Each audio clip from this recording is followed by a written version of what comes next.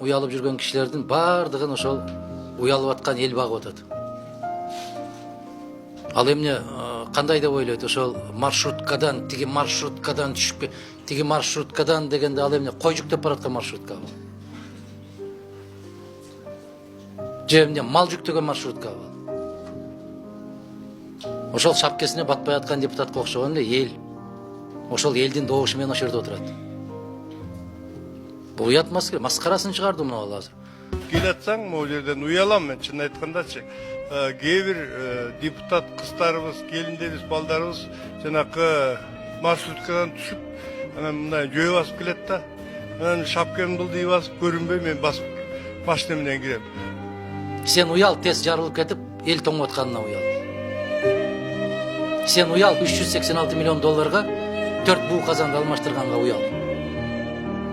Сен уял каракчыны кызыл килемге салып самолетке узатканыңа уял.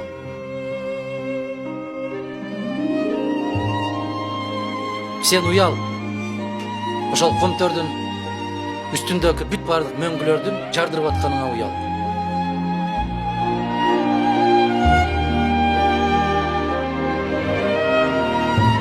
Сен уял бүгүн Кыргызстан ушундай абалга кептелип калганда 800 миллион доллар сарптаган парламент үчүн уял.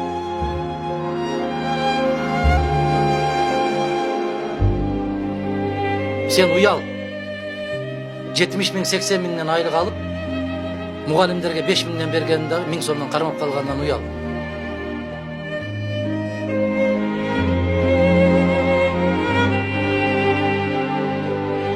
Сен уял балдарыны бала бакчага бере албай Дордой базарына, Ош базарына балдарыны колтугуна кысып алып отурган карындаштарыңды көргөндө уял, кыздарыңды көргөндө уял.